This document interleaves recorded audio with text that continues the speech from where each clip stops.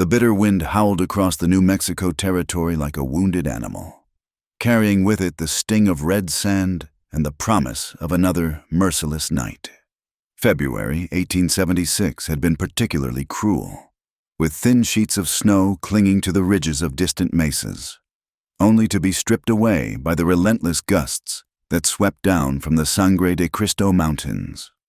The landscape stretched endlessly, a canvas of ochre earth and sagebrush, punctuated by the skeletal remains of juniper trees that had surrendered to the drought years before. In the fading light of dusk, the Whitlow Ranch sat like a weathered scar on the land. Its wooden structures, hastily built and poorly maintained, groaned under the assault of wind and time. Inside the main house, 19-year-old Elsie Whitlow pressed her face against the frosted window pane, her breath forming small clouds that briefly obscured her view of the desolate horizon. She had her mother's delicate features, high cheekbones, a straight nose, and eyes the color of prairie grass after rain. But years of hardship had etched themselves into her young face, creating tiny lines around her mouth that spoke of too many words swallowed, too many tears hidden. Her hands, rough from lye soap and endless chores, trembled slightly as she gripped the worn fabric of her dress. "Girl!" The harsh voice of her father, Samuel Whitlow, cut through the thin walls. "Get yourself in here. We got matters to discuss." Elsie's stomach clenched. She knew that tone. It was the same one he used when selling off their last good horse, when putting down their milk cow, when making any decision that would inevitably make their lives harder. She smoothed her patched skirt and walked into the main room where her father sat with his second wife, Martha, and a stranger she'd never seen before. The man was perhaps 50, with yellowed teeth visible through his tobacco-stained smile, and hands that looked too eager as they drummed against his thigh. His name was Josiah Brennan, a widower from 2 valleys over who owned more land than he could work and needed a young wife to give him sons. "This here's Mr. Brennan," Samuel said without preamble. "He's offered to clear our debts in exchange for your hand. Wedding's set for Sunday next." The words hit Elsie like a physical blow. She looked to Martha, hoping for some maternal intervention, but her stepmother merely examined her needlework with practiced indifference. The woman had never shown Elsie anything but cold tolerance since marrying Samuel 8 years prior, when consumption had taken Elsie's mother. "Father, Elsie began, but Samuel's fist slammed onto the table. "Ain't no discussion to be had. Ranch is forfeit come spring if we don't settle with the bank. Brennan, here's our salvation." Brennan's eyes traveled over Elsie with the calculating gaze of a man appraising livestock. "She's a mite skinny, but she'll do. Got good birthing hips, at least." Something wild and desperate flared in Elsie's chest. She thought of her mother, Rose, who had died whispering words of love and dreams of a better life for her daughter. This couldn't be that life. This couldn't be all there was. That night, as the household settled into uneasy sleep, Elsie lay rigid in her narrow cot, planning. She had little, a few coins saved from selling eggs, the bone-handled knife her mother had left her, 2 changes of clothes, and a small portion of dried meat and hardtack she'd been hoarding. It wasn't much, but it would have to be enough. She waited until the moon was high, its pale light filtering through the cracks in the walls. Moving with practiced silence, skills learned from years of avoiding her father's drunken rages, she gathered her meager possessions into a worn canvas sack. The knife she strapped to her calf with a torn piece of petticoat. The desert night was brutal. The temperature had plummeted, and her thin coat offered little protection against the cutting wind. She headed west, away from town, away from any place her father might think to look. The stars wheeled overhead, ancient and indifferent to her plight. By dawn, she had covered perhaps 10 miles, her feet already blistered in her worn boots. The landscape had shifted from the relatively familiar territory around the ranch to something more forbidding. Deep arroyos carved by flash floods, towering rock formations that looked like primordial giants frozen in stone. She rationed her water carefully, knowing the desert's first rule: thirst kills faster than hunger. But by the second night, with no sign of water or shelter, panic began to set in.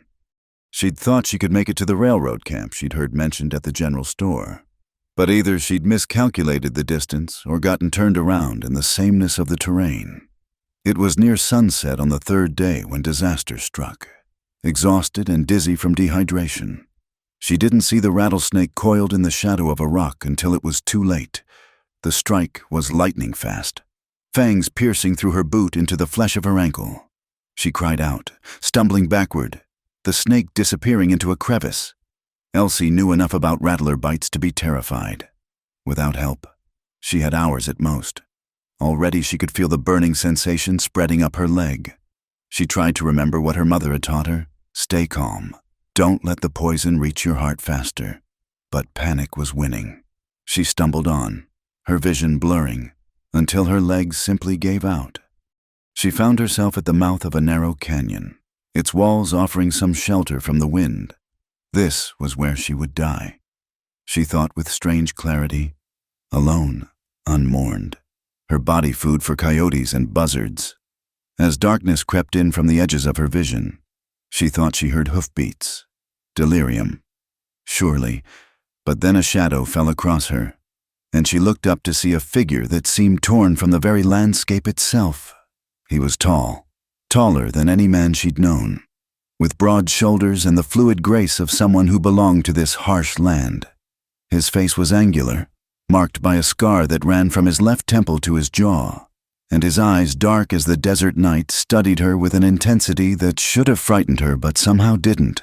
His hair, black as crow feathers, was worn long in the Comanche way, held back by a leather band decorated with beadwork.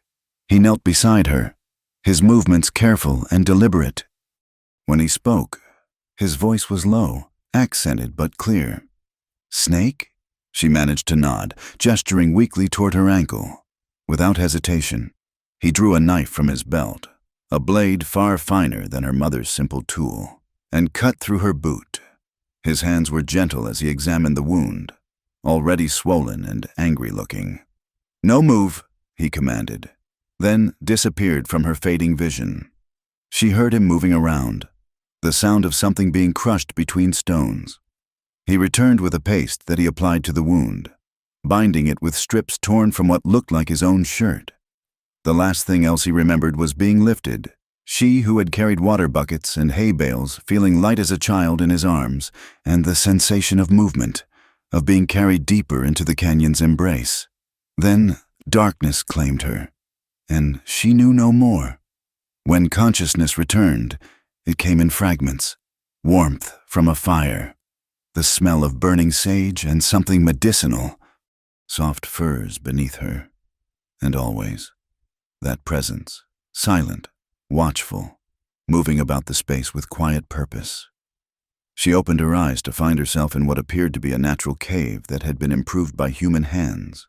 The walls were hung with pelts, and various items, tools, weapons, supplies, were arranged with military precision. The fire cast dancing shadows, and beyond its light, she could see the narrow mouth of the cave, beyond which stars glittered in a clear night sky. He was there, sitting cross-legged on the other side of the fire, working on what looked like arrow fletching. He noticed her awakening immediately, those dark eyes meeting hers across the flames. "You live," he said simply. It wasn't a question. Elsie tried to speak, but her throat was parched. He rose smoothly and brought her water in a tin cup. She recognized it as military issue, though worn and dented. She drank gratefully, then found her voice. "You saved me." He shrugged, returning to his work. "Desert takes enough. No need give more." She studied him in the firelight. Despite the scar and the hardness in his features, she guessed he wasn't much older than 30. His hands, as they worked, were surprisingly elegant, the hands of an artist, not just a warrior.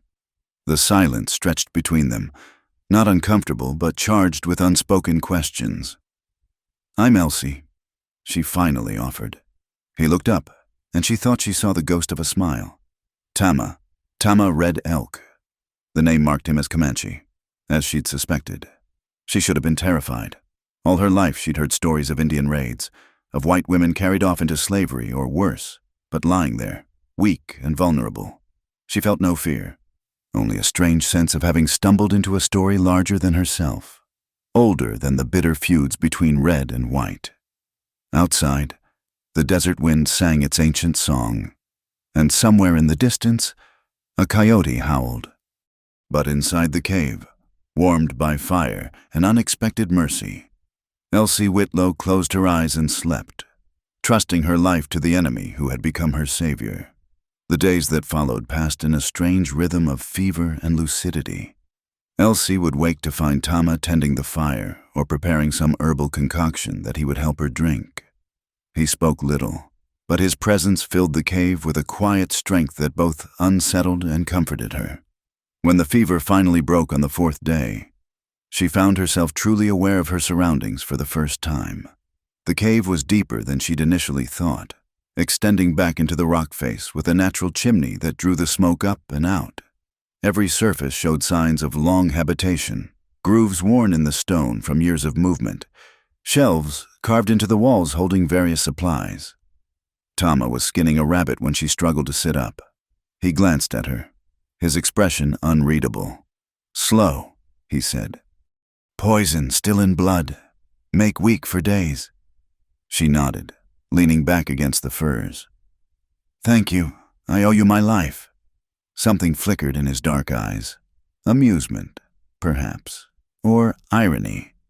White woman owe Indian man nothing is, how you say, unusual times. Despite everything, Elsie found herself almost smiling. These are unusual times indeed. She watched him work, noting the efficiency of his movements, the careful way he used every part of the animal. Nothing wasted. It was so different from the careless abundance she'd seen among her own people, even in their poverty. "Why do you live alone?" she asked, then immediately regretted the presumption. "I'm sorry, I shouldn't." "It is a good question." He set aside his work and fed another piece of wood to the fire. For a long moment, she thought he wouldn't answer. Then, "My people far from here now. I choose not follow." There was a weight to those simple words that suggested a much larger story. Elsie understood about choosing exile over an unbearable life.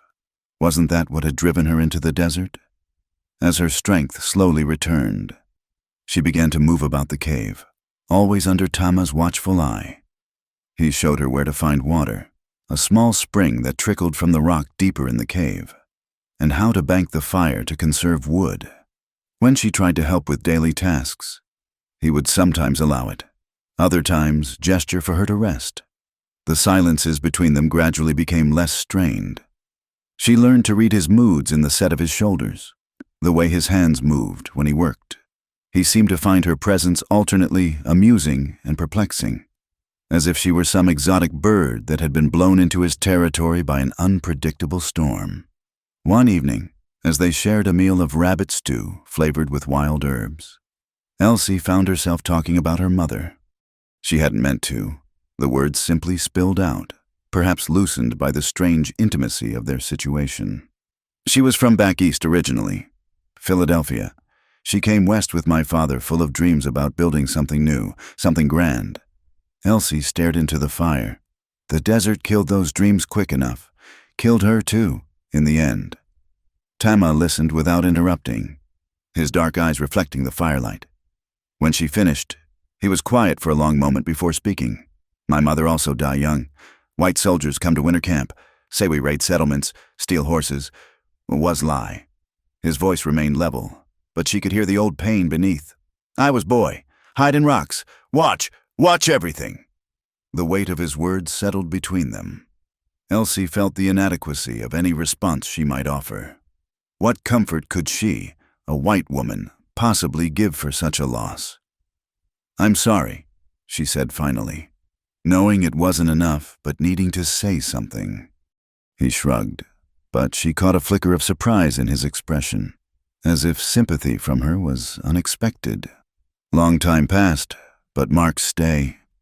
He touched the scar on his face, some outside, some inside. As the days passed, a routine developed. Mornings. Tama would leave to check trap lines and hunt, always returning before the worst heat of the day. Elsie would tend the fire, practice the skills he taught her, how to preserve meat with smoke, which plants could be eaten, how to read the weather signs in the clouds and wind. One afternoon, he returned with something different, a bow and a quiver of arrows. "You learn," he announced, setting them before her. "I couldn't possibly. Desert dangerous for woman alone. You learn, or you die. Simple." His blunt pragmatism both frustrated and motivated her. The bow was smaller than his, clearly made for someone of her size and strength. She wondered where he'd gotten it, but didn't ask. The first lessons were disasters. Her arrows flew wild. When they flew at all, her fingers bled from the string. Tama watched with what she was beginning to recognize as barely suppressed amusement. "You think like white woman," he observed after one particularly wayward shot. "Think too much. Feel bow, feel wind, feel target, then loose. Easy for you to say," she muttered, nursing her sore fingers. To her surprise, he laughed, a short, rusty sound as if he hadn't used it in a long time. "Nothing easy first time, but you stubborn is good." By the end of the week, she could hit a target more often than not. It was a small victory, but Tama's approving nod made her feel absurdly proud. The weather turned vicious one night, with winds that howled through the canyon like hungry spirits. Snow began to fall, thick and fast, sealing them into their shelter. Tama built up the fire and checked their supplies with the calm efficiency of someone who had weathered many such storms. Elsie found herself shivering despite the fire's warmth, the cold seeming to seep through the very rock. Without a word, Tama moved his sleeping furs closer to hers, creating a warmer pocket of space. The gesture was practical, she told herself. Nothing more. But as they sat together, shoulders almost touching, watching the snow fall beyond the cave mouth, she felt something shift in the air between them. "Tell me about your world," she said softly. Before, everything changed. He was quiet so long she thought he wouldn't answer. Then, in a voice she hadn't heard him use before, softer, almost dreamlike, he began to speak. He told her of summers on the endless grass, following the buffalo herds, of his grandfather teaching him to read the stars, to understand the language of hawks and eagles, of ceremonies under the full moon, when the drums would beat like the earth's own heart, of a girl he was to marry, killed in the same raid that took his mother. "World is gone now," he concluded. Ghost dance did not bring it back, nothing bring back. Without thinking, Elsie reached out and touched his hand where it rested on his knee. He went very still, looking down at her pale fingers against his darker skin. When he raised his eyes to hers, something passed between them, recognition, perhaps, of kindred spirits marked by loss. He turned his hand palm up, letting her fingers rest in his for just a moment before gently pulling away. But the moment lingered, charging the air between them with possibilities neither was ready to name. That night, as the storm raged outside, they slept closer than before, the necessity of warmth a convenient excuse for the comfort of another's presence. Elsie lay awake long after Tama's breathing had deepened into sleep, acutely aware of him, his warmth, his scent of leather and sage, the steady rhythm of his breathing. She thought of Josiah Brennan, of the life she'd fled, and felt a fierce gratitude for the snake bite that had brought her here. Whatever happened next, whatever dangers awaited, she knew with bone-deep certainty that this cave, this man, this strange sanctuary in the desert, had changed her irrevocably. Outside, the snow continued to fall, erasing the paths that might have led her back to her old life. But Elsie no longer wanted those paths. Here in the firelight, in the company of a man who should have been her enemy but had become something else entirely, she was discovering parts of herself she hadn't known existed. When Tama shifted in his sleep, murmuring something in Comanche she couldn't understand, she closed her eyes and let herself drift toward dreams where the divide between their worlds didn't exist, where two wounded souls might find healing in the most unexpected of sanctuaries. The morning after the storm, Tama emerged from the cave earlier than usual, his expression troubled. He studied the fresh snow, reading signs invisible to Elsie's untrained eye. When he returned, his jaw was set in a hard line. "Horses," he said simply. "5, maybe 6. 2 days passed." Elsie's blood ran cold. "Looking for me? Perhaps, perhaps not." He began checking his weapons with methodical precision. "But they come this way again, I think." The weight of what her presence might bring to him settled heavily on her shoulders. "I should leave. I've brought you nothing but trouble. You leave, you die." His voice was flat, matter of fact. "Snow too deep, you too weak still." He looked at her then, and something in his expression softened fractionally. "I choose to help. My choice, my consequence to face." Over the following days, Tama's vigilance intensified. He would disappear for hours, returning with news of tracks, distant campfire smoke, the movement of strangers through what he clearly considered his territory. Elsie watched him with growing unease, recognizing the coiled readiness of a warrior preparing for battle. "They offer reward," he told her one evening. $20 gold for white woman taken by Indians. His mouth twisted in bitter humor. "They think I steal you. But you saved me." "They not care for truth. Story better if Indian is villain." She helped him prepare, sorting arrows, sharpening knives, learning to load and fire the old army revolver he produced from somewhere in the cave's depths. The weapon felt alien in her hands, but his patient instruction helped her manage it. "Why do you have this?" she asked, examining the gun's worn grip. "Take from soldier, long ago." He didn't elaborate, and she didn't press. The tension stretched between them like a drawn bowstring.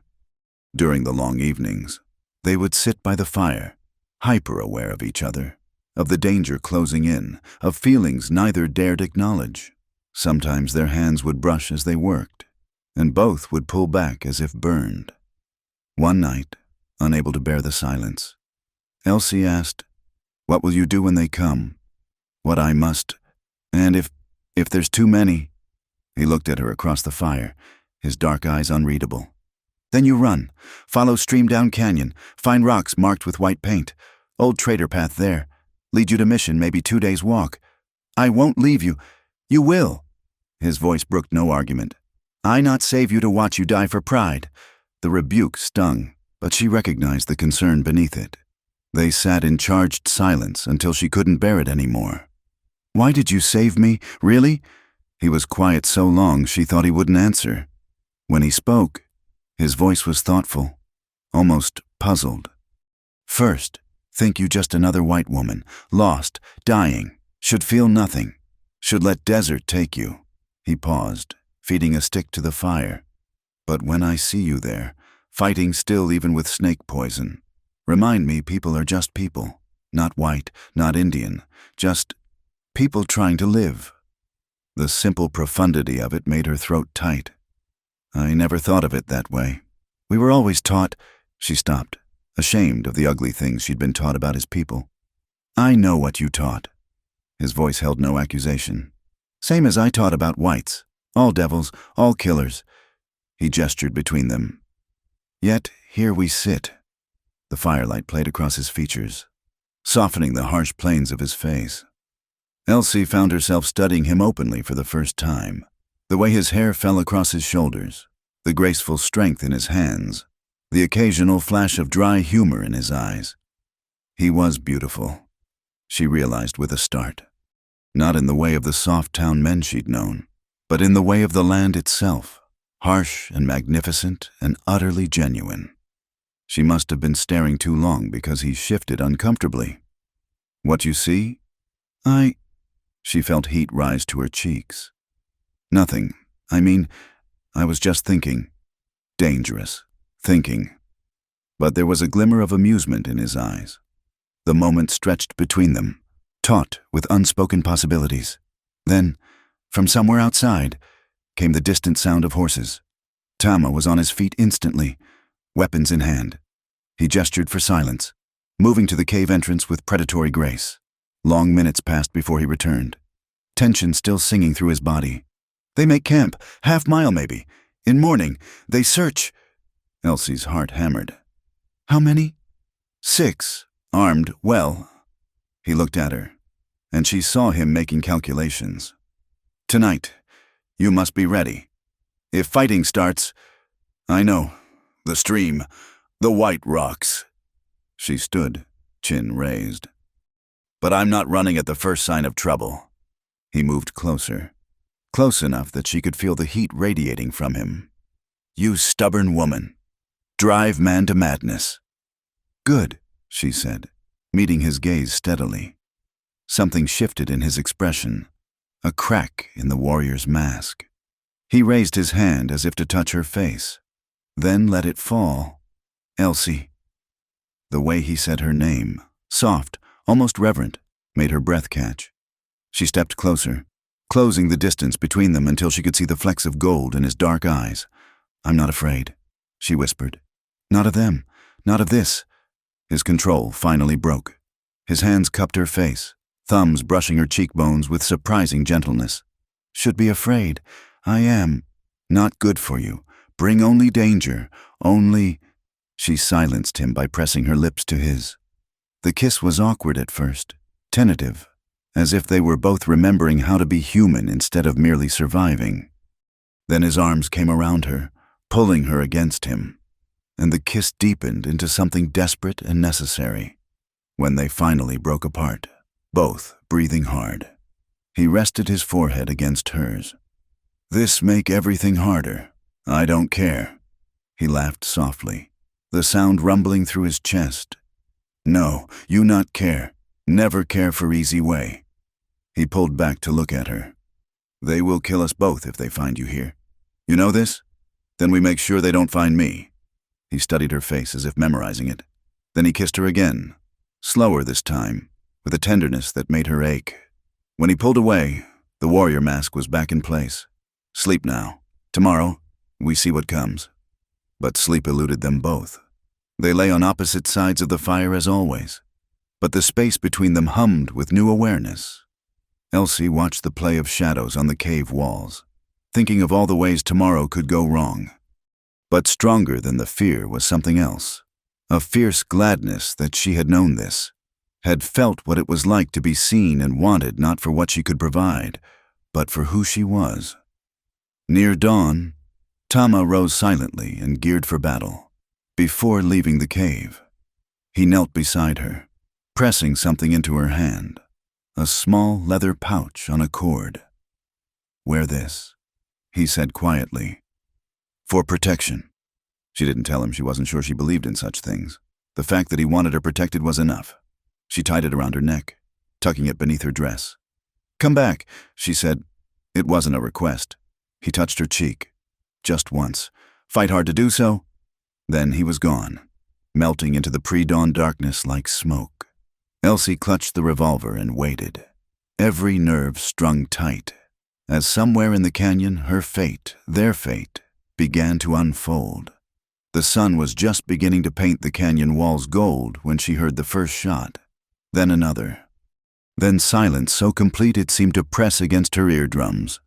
She waited, hardly daring to breathe, the revolver heavy in her trembling hands. When Tama finally appeared in the cave entrance, she nearly shot him in her relief and terror. Blood ran down his left arm, and his face was grim. But he was alive. Wonderfully, impossibly alive. Is over, he said simply.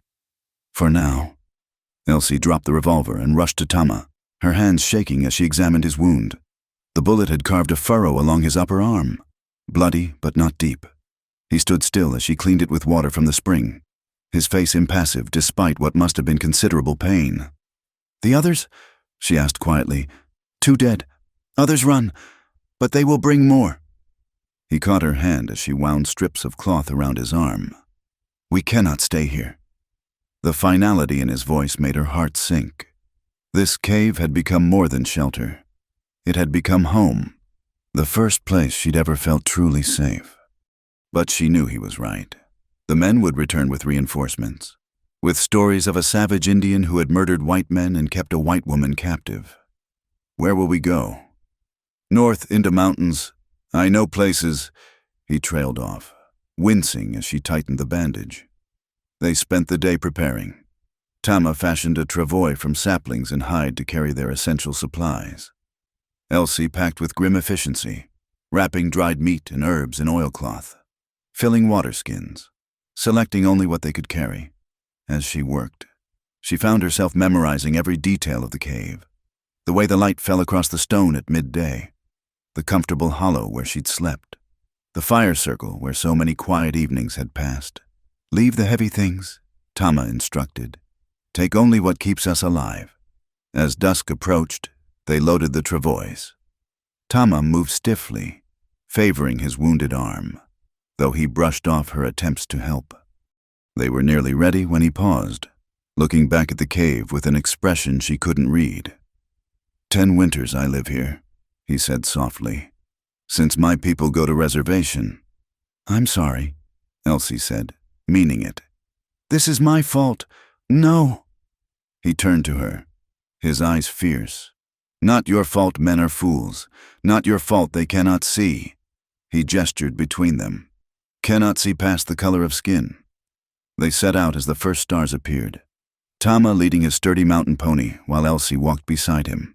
The travois left tracks, but he said the coming wind would erase them by dawn. They traveled in silence, picking their way carefully through the rocky terrain by moonlight. Hours passed. Elsie's legs ached, and her feet, still tender from her flight weeks ago, began to protest, but she said nothing, matching Tama's steady pace. Sometimes he would pause, head tilted, listening to sounds she couldn't hear. Once he pulled her into the shadow of a boulder, his hand over her mouth, as riders passed on a distant ridge. Near dawn, they reached a sheltered grove of piñon pines.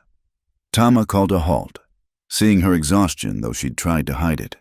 They made a cold camp, no fire to mark their position, and shared water and dried meat in the gray pre-dawn light. Your arm, Elsie said, noticing fresh blood seeping through the bandage. He allowed her to tend it again, sitting still as she worked, this close. She could see the fatigue in his features, the pain he wouldn't acknowledge. When she finished, she rested her hand on his cheek. You don't have to be strong all the time. Something flickered in his eyes, surprise, perhaps, or a vulnerability quickly suppressed. He caught her hand, pressing it briefly to his lips before letting go. Rest now. We move again at dark. They slept fitfully through the day, taking turns keeping watch. Elsie dozed with her back against a pine trunk, starting awake at every sound. When twilight came, they resumed their journey, climbing higher into the mountains where the air grew thin and cold. 3 nights they traveled this way, hiding by day, moving by night. Tama's knowledge of the land was encyclopedic. Every water source, every hidden trail, every defensible position. He taught her as they went, pointing out edible plants, showing her how to move silently across gravel, how to use the wind to mask their scent from tracking dogs.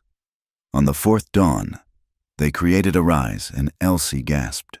Before them stretched a high valley, carpeted with yellow grass and bisected by a crystal stream. Mountains rose on all sides, their peaks already white with early snow.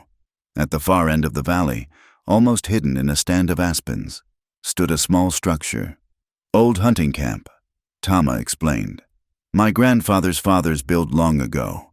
Whites never find. The cabin was small but solid, built of fitted logs with a stone chimney. Inside, it smelled of age and must, but the roof was sound and the walls chinked tight against the wind. Elsie felt tears prick her eyes. After so much running, so much fear, here was sanctuary again. They spent days making it livable. Tama hunted while his arm healed, bringing back deer and rabbit. Elsie gathered the last of the autumn herbs, laden firewood, used her newfound skills to make the place a home. They worked in companionable rhythm, speaking little but understanding much. One evening, as snow began to fall outside their snug shelter, Elsie found herself watching Tama as he repaired a trap by firelight. The past weeks had changed him, or perhaps had allowed her to see what had always been there. The warrior's mask he wore had cracks now, places where gentleness and even joy sometimes showed through. "What?" he asked, not looking up from his work. "I was thinking how strange life is. A month ago, I was supposed to marry a man I despised. Now you live in mountains with savage Indian," he finished, but there was dark humor in his tone. "Now I'm free," she corrected. "For the first time in my life, truly free." He set aside the trap, giving her his full attention. "Free, maybe, but also trapped. Cannot go back to your people. Cannot live with mine. Then we make our own way." She moved to sit beside him. Unless you regret—" He silenced her with a kiss, hungrier than before, full of weeks of restraint finally breaking. When they parted, both breathless, he rested his forehead against hers. Regret is not right word, but afraid. Yes, afraid what this means, afraid of tomorrow. Then let's not think about tomorrow. They came together then with a desperate tenderness, two souls finding solace in each other as the snow fell harder outside. In the firelight, cultural boundaries dissolved, leaving only human need and connection. His hands were gentle despite their strength, treating her with a reverence that made her heart ache. She traced the scars on his chest, each one a story of survival, and offered her own vulnerability in return. Afterward, they lay entwined under buffalo robes, listening to the wind howl outside their shelter. Elsie felt changed in some fundamental way, not just physically, but as if some missing piece of herself had clicked into place. "In my culture," Tama said softly, his breath warm against her hair, "when man and woman choose each other, they are married. No ceremony needed, just the choosing." "Then I choose you," she whispered, "if you'll have me." His arms tightened around her. "I choose you from moment I see you fight death in the desert. Stubborn white woman who should not be in my life, but is—" They were quiet then, holding each other as the fire burned low. Outside, the snow continued to fall, sealing them into their mountain sanctuary. But even in this moment of peace, Elsie could feel the shadow of the outside world. Somewhere below, men were still searching. Somewhere, two peoples were locked in a struggle that left no room for love between enemies. "Tama," she said into the darkness. Whatever comes next, I want you to know, this is worth it. You are worth it." He was silent so long she thought he'd fallen asleep. Then, "You make me believe maybe world can be different. Maybe." He didn't finish the thought, but she understood. Maybe love could bridge what hatred had divided. Maybe two people could create something new from the ashes of their separate worlds. As sleep finally claimed her, Elsie thought she heard him whisper something in Comanche, words she didn't understand but that sounded like a prayer, or perhaps a promise. She held them close to her heart as the winter night deepened around them.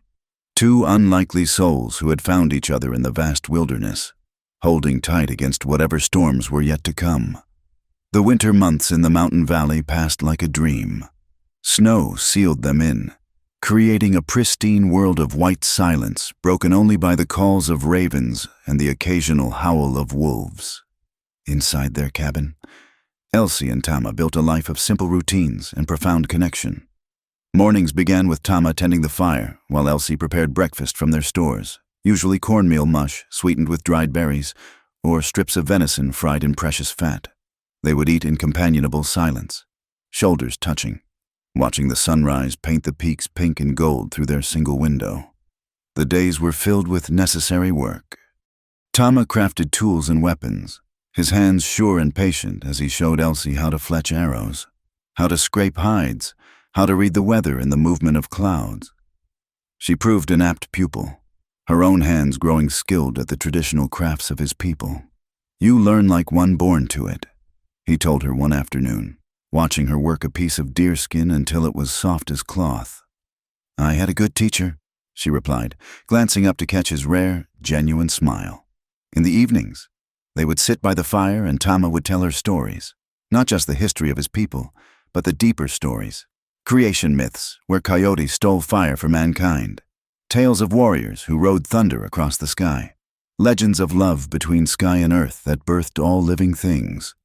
Your people have one God, he explained one night. Mine see spirit in everything, every rock, every stream, every star, all connected, all sacred. Elsie found herself drawn to this worldview, so different from the stern Christianity of her upbringing.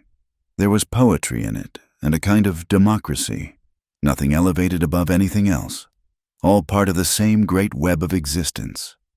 Sometimes Tama would sing, ancient songs in Comanche that seemed to rise from the earth itself. His voice, usually so controlled, would become something wild and free. Elsie would close her eyes and let the unfamiliar syllables wash over her, feeling connected to something older than memory. But it was the nights that transformed them both. In the darkness, with wind singing through the pines outside, they discovered each other again and again. What had begun as desperate need evolved into something deeper, a communion of souls that transcended physical joining. They learned each other's scars, both visible and hidden. They spoke truths in the dark that daylight might have stolen. I never thought I would feel this again, Tama confessed one night, his voice rough with emotion. After Yellowbird died, my woman before, I thought my heart was buried with her. Tell me about her, Elsie said, surprising herself with the request. But she needed to know all of him, even the parts that belonged to another time. He spoke haltingly of a laughing girl with flowers always in her hair, of plans for children that would never be, of finding her body after the soldiers left. Elsie held him as he spoke, feeling his pain like a physical thing, understanding that loving her didn't diminish what he'd felt before, that the heart could hold many loves, each unique and irreplaceable. Spring came slowly to the mountains. First, the sound of water running beneath the ice, then bare patches of earth appearing like promises. Finally, the first green shoots pushing through the snow, and the return of birds filling the air with a song. With the thaw came a return of Tama's restlessness. He would stand at the door for long periods, scanning the valley, reading signs in the flight patterns of hawks. One morning, he returned from checking his trap lines with news that made Elsie's blood run cold. Smoke, 3 valleys over, many fires, a large camp. Soldiers? She asked, though she could read the answer in his face. Maybe, or hunters, or... He didn't finish, but she knew what he was thinking, or those still searching for her. They began to prepare for the possibility of leaving, packing essentials, planning escape routes. But as days passed with no sign of approach, they allowed themselves to hope the danger would pass them by. It was a morning in late May when everything changed. Elsie woke feeling strange. Not ill exactly, but different. She rose carefully, not wanting to wake Tama, and stepped outside to be violently sick in the bushes. When she straightened, shaky and confused, understanding hit her like a physical blow. Her monthly courses, she'd been so caught up in survival, in their isolated world, that she hadn't noticed their absence. Quick calculation confirmed what her body already knew. She was with child. She stood frozen, hand pressed to her still flat belly, as the magnitude of it crashed over her. A baby, here, in this wilderness, with no doctor, no midwife, no safety net of civilization, a child who would belong fully to neither world, marked forever as between. Elsie? Tama's voice came from behind her. She turned to find him watching her with concern. You sick? She opened her mouth, closed it, tried again. How did you tell someone such news? How did you explain the joy and terror warring in your chest? Tama, I think... She took a breath, squared her shoulders. I'm going to have a baby. The expression that crossed his face was indescribable. Shock, certainly, fear. But also something else, a dawning wonder that made him look younger than she'd ever seen him. You certain? She nodded. As certain as I can be. He crossed to her in 2 strides, his hands framing her face with infinite gentleness. Our child, he said, as if testing the words. Then, with more certainty, our child. You're not angry? Angry? He seemed genuinely puzzled. Why angry? Child is blessing, always blessing. But then his expression darkened. but also danger. For you. For baby.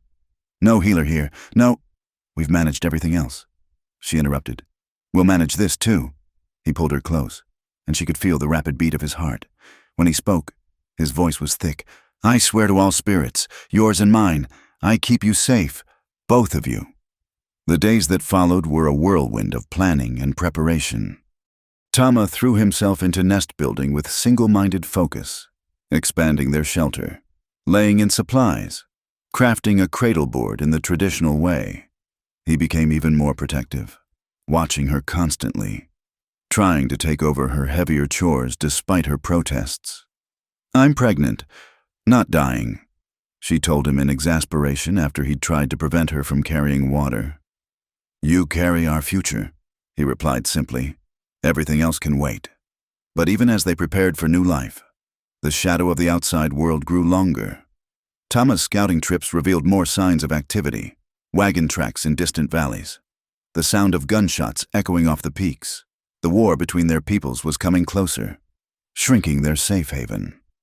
One night, as they lay together with his hand splayed protective over her belly, Elsie voiced the fear they both carried.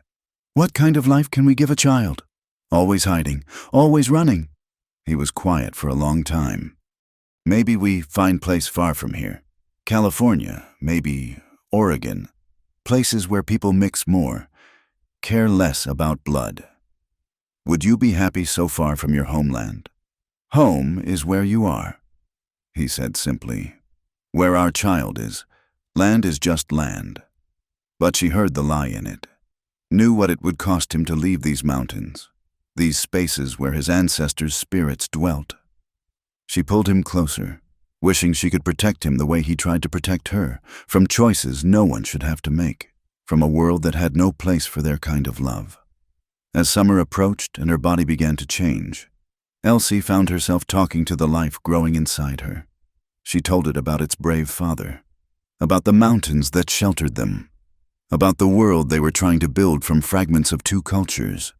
She sang it her mother's lullabies and the Comanche songs Tama had taught her, weaving a heritage from both bloodlines. And in the quiet moments, when the sun slanted golden through the pines and the world seemed to hold its breath, she allowed herself to believe they could do this impossible thing, raise a child of two worlds, forge a future from love instead of hate. The odds were against them. She knew, but here in their mountain sanctuary, with new life quickening under her heart and Tama's steady presence beside her, anything seemed possible. The future remained uncertain. Dangers circled like wolves in winter. But for now, for this precious moment, they had each other. They had hope. They had love fierce enough to challenge the very foundations of the world. It would have to be enough. The summer heat had settled over the mountain valley like a heavy blanket, and Elsie moved more slowly now, her body round with 7 months of pregnancy. She sat in the shade of the aspens, working on a small blanket made from rabbit fur while Tama repaired their roof before the autumn rains. It was peaceful, domestic even, if one could ignore the loaded rifles always within reach and the way Tama's eyes constantly scanned the ridgelines. The sound of horses made them both freeze. 3 riders emerged from the tree line, not soldiers or bounty hunters, but Comanche warriors. Tama's hand went to his weapon, then relaxed as recognition dawned. He spoke a name, Stone Eagle. The lead rider dismounted, and Elsie saw he was older than Tama, with gray threading through his braids and the bearing of a chief. The 2 men embraced briefly, speaking rapid Comanche that she could only partially follow. The other warriors remained mounted, their faces impassive as they took in the scene, the cabin, the clearly pregnant white woman, the life Tama had built here. My uncle, Tama explained to her in English, his face carefully neutral. My mother's brother. Stone Eagle's eyes swept over her, taking in her swollen belly, the native dress she wore, the way she sat comfortably on the ground in the manner of Indian women. When he spoke, it was in accented but clear English. So, the stories are true. Red Elk has taken a white woman. I have taken a wife, Tama corrected, moving to stand beside her. This is Elsie. The older man's expression didn't change, but something flickered in his eyes. "The tribal council has sent me. There is to be a gathering, all the scattered bands. The whites press harder each season. We must stand together or fall separately. I am not part of the tribe anymore," Tama said quietly. "That was made clear when you chose grief over your people," Stone Eagle interrupted. "That was 5 winters ago. Things change. You are needed." His gaze moved meaningfully to Elsie. "Both of you, perhaps." The implications hung heavy in the air. Elsie understood enough. Tama was being called back, asked to choose between his old life and the new one they'd built. She wanted to speak, to say she would follow him anywhere, but instinct kept her silent. This was his decision to make. "I need time to think," Tama said finally. Stone Eagle nodded. 3 days, then we leave for the gathering, with or without you." He mounted his horse, then looked back. "The child, when?" 2 moons, maybe less," Tama answered. "A child of 2 bloods. The old ones say such children will bridge the worlds or be crushed between them." He wheeled his horse. 3 days. Nephew." After they left, Tama stood staring at the dust of their departure. Elsie struggled to her feet, one hand supporting her back, and went to him. "Your family needs you," she said softly. "You are my family." He turned to her, anguish clear in his face. "You and this child, nothing else." "But if you could help your people." "Help them what? Fight a war we cannot win? Watch more children die?" He pulled her close, careful of her belly. "I have seen enough death." That night, he was restless, pacing the cabin like a caged wolf. Elsie watched from their bed, her heart aching for him. She understood the weight of duty, the pull of blood and history. Finally, she spoke the words she'd been holding back. "We should go." He stopped pacing. "To the gathering?" "Yes, not to fight, but maybe there's another way. Maybe your voice could speak for peace. They will not accept you. A white woman at a Comanche gathering. I've been accepted by you. That has to count for something." She touched her belly. "And I carry a child of the blood. Doesn't that give me some standing?" He sat beside her, taking her hands. "You don't know what you ask. My people have suffered much at white hands. There will be those who see you as enemy, no matter who you carry. Then we'll face that together. Tama, you've been torn between worlds since I met you. Maybe it's time to see if we can make those worlds meet, even just a little." He studied her face in the lamplight. "You would do this. 8 months with child, walk into a camp of warriors who have every reason to hate your kind. I walked into a cave with a Comanche warrior once. That worked out rather well. Despite everything," he smiled. "Stubborn woman. You will drive me mad yet." That's the plan. They spent 2 days preparing, Tama teaching her formal greetings, proper behavior for a Comanche camp, warnings about which people to avoid. On the morning of the 3rd day, Stone Eagle returned as promised. His expression when he saw them packed and ready was unreadable. "The woman comes. My wife comes," Tama said firmly. "The mother of my child. If this is not acceptable, the council will decide what is acceptable." But Stone Eagle's tone had softened fractionally. "Can she ride?" Elsie answered for herself in carefully practiced Comanche. "I can ride." Something that might have been approval flashed across the older man's face. The journey took 4 days, moving at a pace considerate of Elsie's condition. She rode a gentle mare, Tama never far from her side. As they descended from the mountains, the landscape opened into vast plains that seemed to stretch forever, despite her discomfort. Elsie felt a thrill at seeing the land Tama had described in his stories. On the evening of the 4th day, they crested a rise and she gasped. Below, in a natural bowl of land near a river, hundreds of teepees spread like flowers across the grass.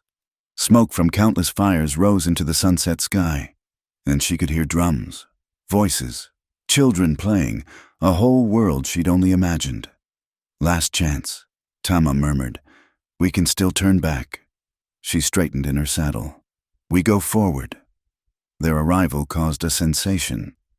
Warriors emerged from teepees, Women stopped their work to stare. Children ran alongside their horses, calling out in excitement. Elsie kept her eyes forward, her face calm.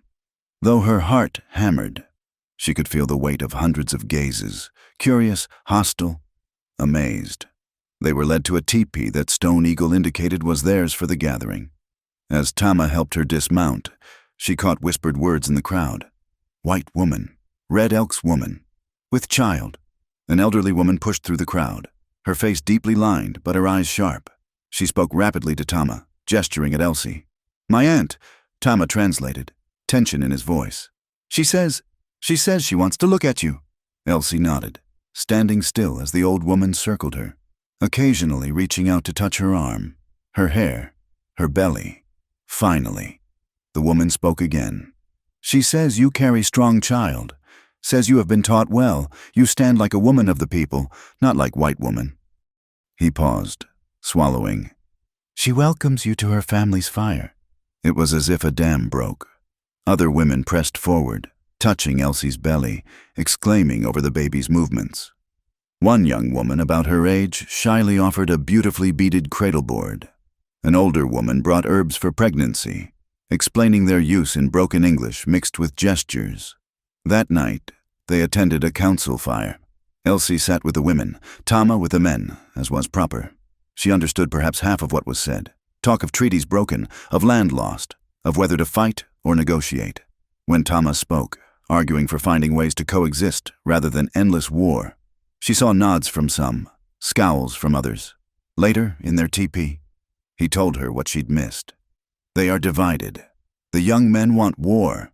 The older ones know it means destruction, but see no other path with honor. And you? What do you want? He pulled her close, hands splayed over where their child kicked. I want this. I want a world where our child can be both Comanche and white, without choosing. But I don't know if such a world can exist. Then we make it exist, one child at a time, one family at a time. The gathering lasted a week. By the end, Elsie had found her place among the women, learning their ways, sharing her own knowledge of herbs and healing learned from her mother. She helped with cooking, watched the children, listened to the grandmother's stories. Slowly, suspicion gave way to curiosity, then to cautious acceptance. On the last night, there was a ceremony. Elsie watched from the women's side as Tama was formally welcomed back into the tribe. His exile ended. When the ceremony concluded, Stone Eagle called her forward. Her legs trembled as she walked into the firelight, aware of every eye upon her. The chief spoke in Comanche, then in English for her benefit. This woman has shown courage. She carries a child of two bloods. The child will be born Comanche, welcomed by the people. The woman has earned her place at our fires. A murmur ran through the crowd. Surprise, some disapproval, but also acceptance. Tama's aunt came forward and draped a beautifully worked blanket around Elsie's shoulders, a public claiming of kinship. As they returned to their teepee, Elsie felt tears on her cheeks. They accepted us, she whispered. Some did. It is a beginning. He kissed her softly. You were magnificent, a warrior in your own way. I was terrified. Courage is not the absence of fear. It is acting despite fear. He placed his hand over her heart. You have the strongest spirit I know. The next morning, as the camp prepared to disperse, Stone Eagle came to them. The offer stands. There is land in the territory the government has given us. Not much, not good, but land still. You could live among the people. Tama looked at Elsie, a question in his eyes. She thought of their mountain cabin, their hard-won peace. Then she thought of their child, growing up with family, with culture, with a place to belong. We need to return home first, she said, to prepare for the baby. But after, we will come. Stone Eagle nodded. The reservation is not the life we knew, but perhaps, with bridges between worlds, it can be a life worth living. As they rode away, Elsie looked back at the dispersing camp. She had come expecting rejection, possibly violence. Instead, she had found something precious, a possible future where their child wouldn't have to choose between bloods. where love might slowly heal what hatred had torn apart. The mountains welcomed them home, and as they settled back into their cabin, Elsie felt they carried something new with them. Hope, fragile as a newborn, but alive with possibility. The first pain came at dawn, sharp and sudden, pulling Elsie from uneasy sleep. She lay still, hand on her belly, waiting. When the second pain arrived minutes later, she knew. She touched Tama's shoulder. "It's time." He was instantly awake, the warrior's alertness serving him even here. His face went pale beneath its bronze. They had prepared as best they could, clean cloths boiled and ready, water set aside, herbs for pain and bleeding. But they both knew the truth. She was about to give birth in a mountain cabin, miles from any help, with only her husband's strength to see her through. "I'll build up the fire," he said, his voice steady despite the fear in his eyes. The labor was long and brutal. Hours passed in a haze of pain that seemed to split her in two. Tama never left her side, letting her grip his hands until her nails drew blood, wiping her face with cool cloths, murmuring encouragement in both English and Comanche. "You're the strongest woman I know," he said as another contraction racked her body. "Our child will have your courage." Between pains, she managed to gasp out instructions remembered from attending births with her mother. Tama followed them with the same focused intensity he brought to tracking or hunting. When the sun was high overhead and she thought she couldn't endure another moment, he checked her progress and said, "I see the head. Dark hair, like mine." 3 more pushes that felt like they would tear her apart. And then a cry, thin and angry, and absolutely perfect. "A girl," Tama said, his voice breaking. "We have a daughter." He placed the baby on Elsie's chest, and she looked down at the tiny face, her nose, his eyes, skin a perfect blend of both their colors. The baby's cries quieted as she found her mother's heartbeat. "She's beautiful," Elsie whispered, tears streaming down her face. Tama cut the cord with his hunting knife, hands shaking slightly, then helped deliver the afterbirth. He had seen animals give birth, had helped with horses, but this was beyond anything. This was miracle and terror combined. As Elsie dozed, exhausted, he cleaned the baby with infinite care, wrapped her in the soft rabbit fur blanket Elsie had made, then held his daughter for the first time. She was so small, so fragile, yet her grip on his finger was fierce. "Little warrior," he murmured, "you have your mother's fighting spirit." When Elsie woke, she found him sitting beside her, the baby in his arms, singing softly in Comanche, a welcoming song for new life. The sight of this strong, scarred warrior cradling their tiny daughter with such tenderness made her heart swell. "What shall we name her?" she asked. He considered. "In my language, I would call her Tsa Pia, White Moon, for she bridges day and night, as she bridges our peoples." "Sarah," Elsie said. "Sarah White Moon Red Elk, a name for both worlds." He smiled, the expression transforming his usually stern features. "It is good." The first days were a blur of learning. Sarah was healthy but demanding, crying to be fed every few hours. Elsie's milk came in strong, but nursing was painful at first. Tama took over everything else, cooking, cleaning, changing the moss-packed diapers they used, walking the baby when she was fretful. On the 5th day, as Elsie finally felt strong enough to walk outside, they sat in the doorway of their cabin, Sarah sleeping between them. The late summer sun painted the valley gold. "We've done it," Elsie said softly. "We've brought new life into the world." "You did it," Tama corrected. "I only watched and prayed. We did it together. Everything we do is together now." But even in their joy, reality pressed in. They needed supplies, proper cloth for diapers, more food to keep Elsie's strength up for nursing, medicines in case the baby fell ill. The nearest trading post was 2 days' ride, and showing up with a mixed-blood infant would raise questions. Might bring the authorities. "I'll go alone," Tama decided. "Say I trade for my Mexican wife is believable enough." Elsie hated the idea of him leaving, but knew they had no choice. He left before dawn, promising to return in 4 days. Those days stretched endlessly. Sarah seemed to sense her father's absence, crying more than usual. Elsie walked her around the cabin, singing every lullaby she knew, terrified that something would happen, that Tama wouldn't return, that someone would find them, that the baby would sicken. On the 4th night, she heard hoofbeats and nearly wept with relief. Tama entered laden with supplies, cloth, canned goods, even a small bottle of laudanum for emergencies. But his face was grim. There's talk in the trading post, soldiers forcing all Indians onto reservations. Those who resist, he didn't finish. And bounty hunters still seek a white woman taken by Indians. They say her father increases the reward. $50 gold now. $50, more than most men saw in months. Elsie felt cold despite the warm night. We knew this peace couldn't last. We have time still. Winter comes soon. No one travels these mountains in deep snow. But come spring. He looked at their daughter, sleeping peacefully in her cradleboard. We must decide, reservation or farther west. No other choices remain. Through the autumn, they cherished each day like a gift. Sarah grew round and happy, her dark eyes tracking their movements, her tiny hands grasping at everything within reach. She smiled first at Tama, which he took as a great victory, making Elsie laugh at his pride.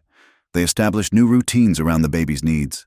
Tama fashioned toys from wood and bone, sang her the songs his mother had sung to him. Elsie told her stories while nursing, tales of both their cultures, trying to weave them into something new. One crisp October day, Elsie sat outside grinding corn, while Sarah slept in her cradleboard propped against the cabin wall. The baby had her father's dark hair, but it grew in wild curls like Elsie's. Her skin was golden brown, darker than Elsie's but lighter than Tama's, beautiful and clearly mixed, a visible challenge to the world's harsh boundaries. What kind of life will she have? Elsie asked when Tama returned from checking his trap lines. A better one than we did, he said firmly. She will know who she is from the beginning, not torn between worlds but part of both. And if the world won't accept that, then we teach her to be strong enough to make her own acceptance. He knelt beside the cradleboard, touching his daughter's cheek gently. She is hope made flesh, our hope that love is stronger than hate. As winter closed in, they received an unexpected visitor. Stone Eagle arrived just ahead of the first real snowstorm, bringing news from the reservation. The government presses harder. All must register by spring or be considered hostile.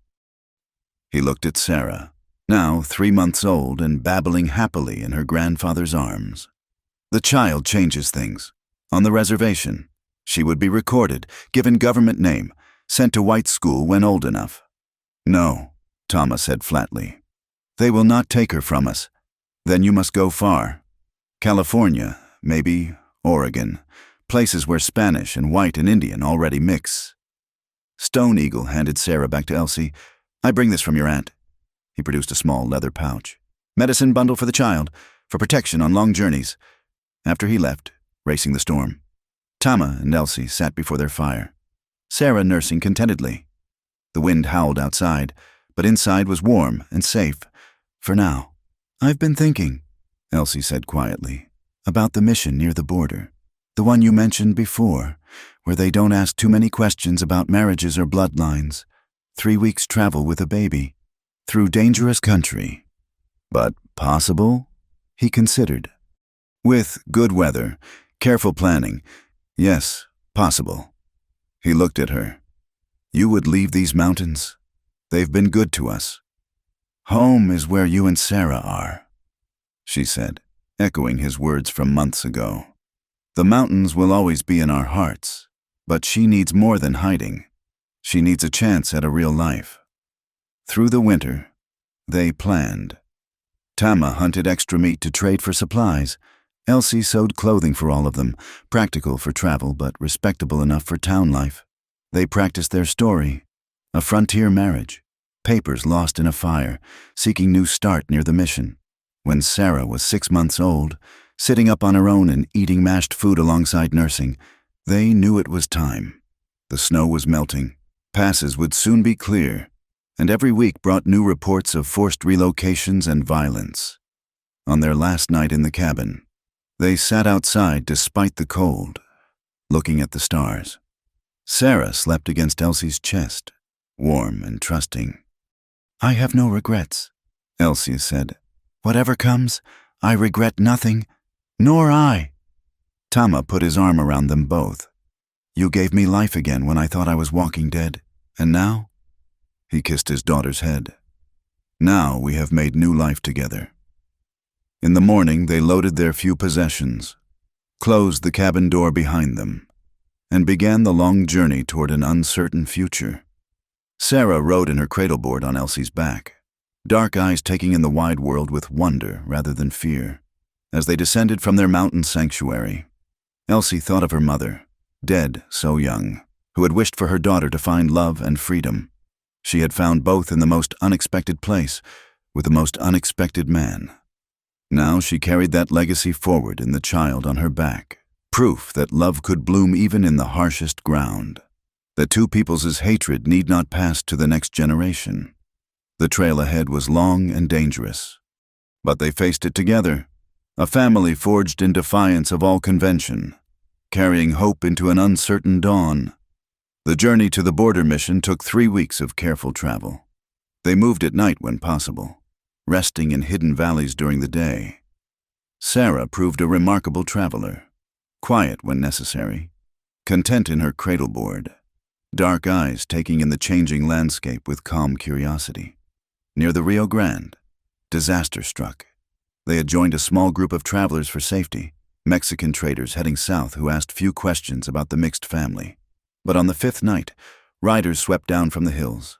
Not bandits, as Tama first thought, but worse, a patrol of Texas Rangers hunting Apache raiders. "Indians!" someone shouted, and guns swung toward Tama. "Wait!" Elsie threw herself in front of her husband, Sarah crying at the sudden movement. "He's my husband. We have papers." They had no papers, of course. The lead ranger, a grizzled man with cold eyes, dismounted slowly. "That's so? White woman married to a Comanche?" He spat tobacco juice. "More likely you're his captive. Stand aside, ma'am." "I will not." Elsie's voice rang with authority she didn't feel. "We were married at Fort Sill. Check their records if you doubt me." It was a desperate bluff. Fort Sill was hundreds of miles away. But something in her manner gave the ranger pause. Then Sarah, perhaps sensing the tension, began to wail. "The baby," one of the younger rangers said. "Look at her. She's mixed." The lead ranger studied the infant, clearly showing both bloodlines, clearly well cared for, reaching for both parents with equal need.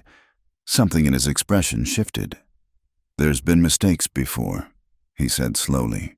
"Women claiming to be wives when they're captives, too scared or too far gone to know better." He looked at Elsie. "Are you telling me true?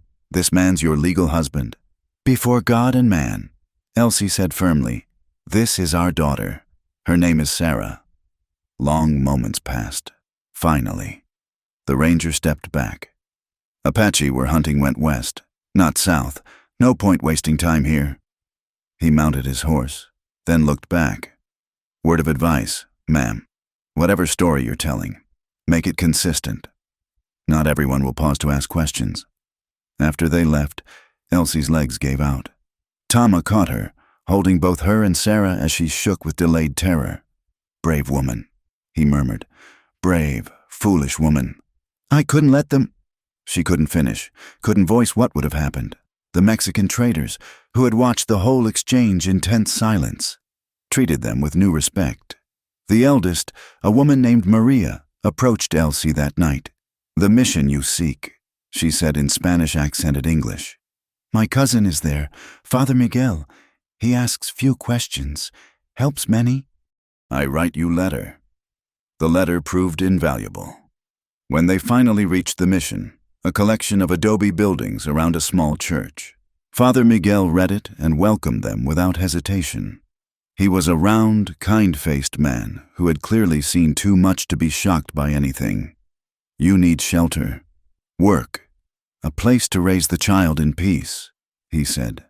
switching between English and Spanish. "We have all three. Can you work cattle?"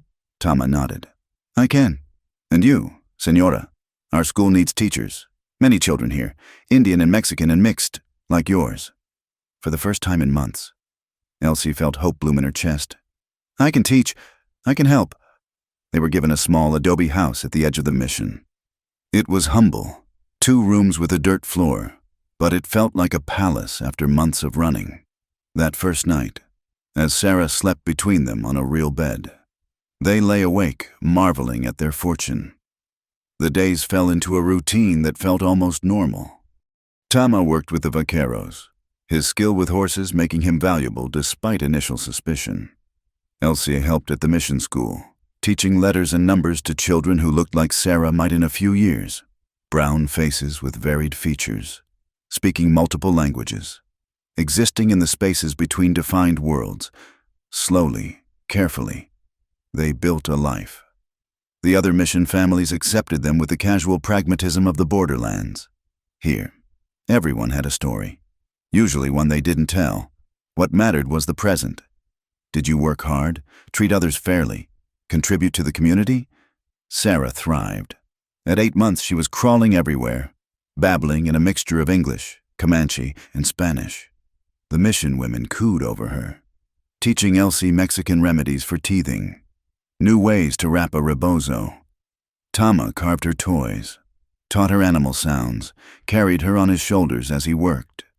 One evening, as Elsie helped prepare for a festival, Maria approached her.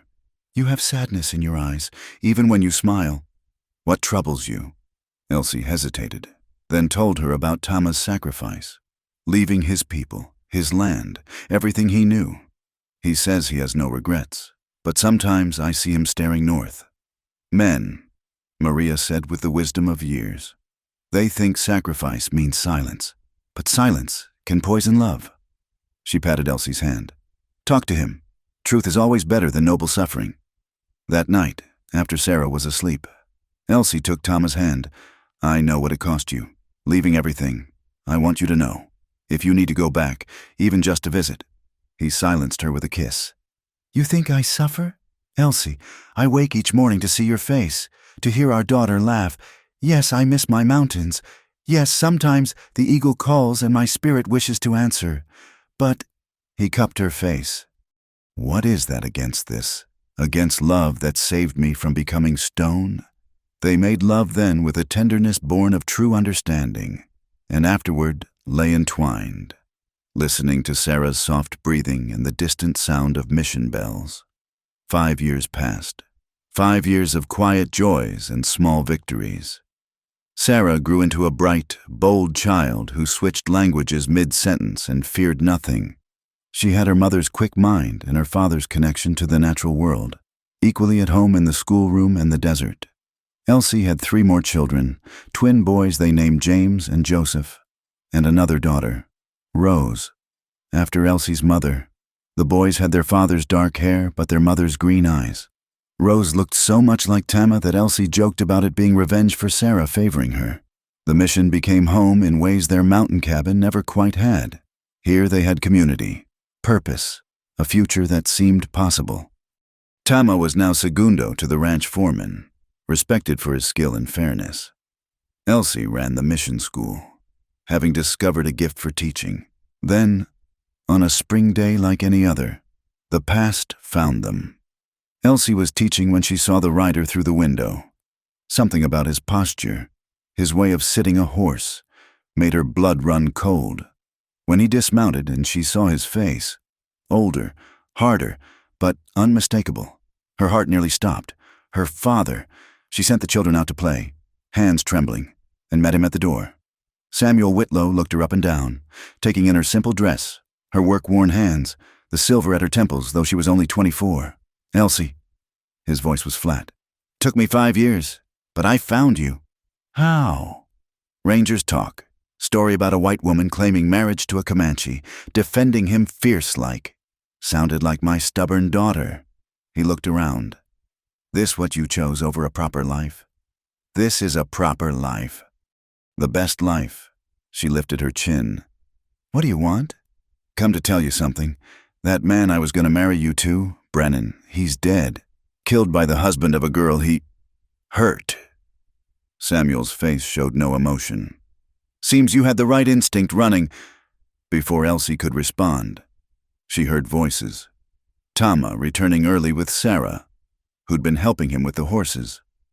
Her daughter burst through the door, chattering about a new foal, then stopped at the sight of the stranger. "Mama?" Tama appeared behind her, instantly alert. His hand moved to his knife, then stilled as Elsie gave a tiny shake of her head. "Sarah," Elsie said carefully. This is my father, your grandfather."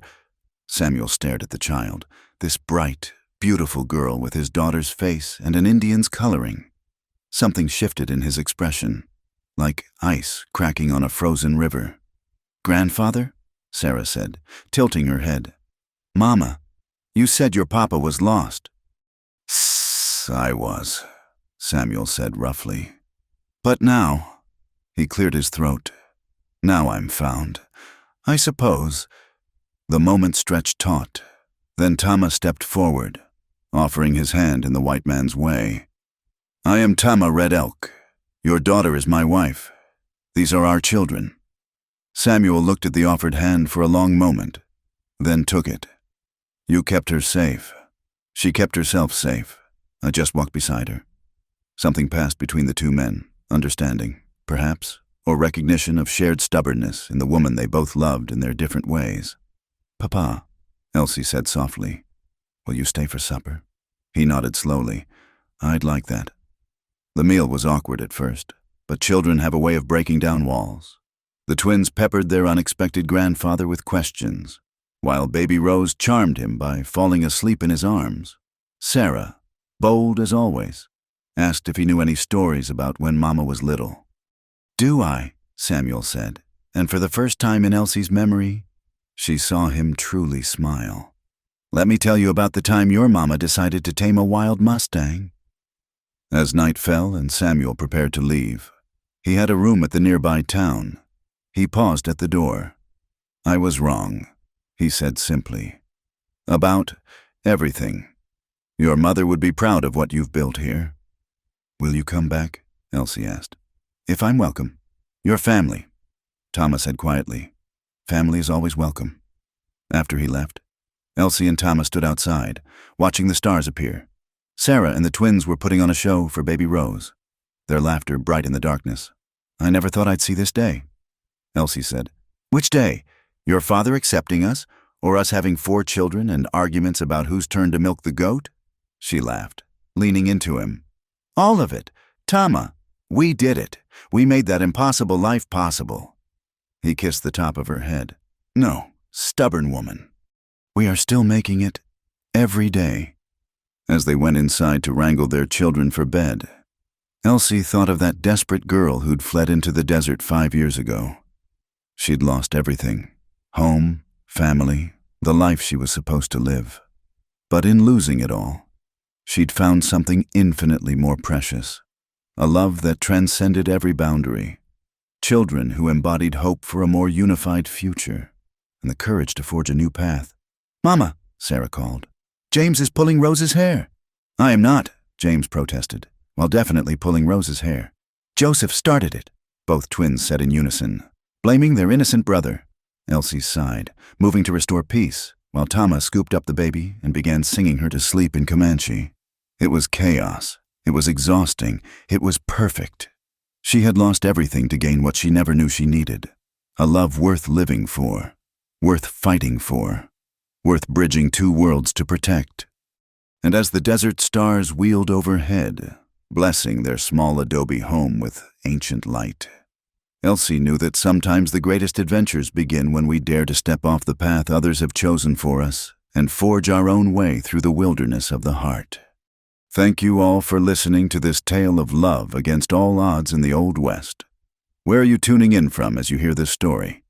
I'd love to know in the comments below. If you enjoyed this journey with Elsie and Tama, please subscribe to Wild West Campfire for more stories of the untamed frontier, and share your thoughts about their incredible journey. What touched your heart the most? Until next time, partners, keep the campfire burning and the stories flowing.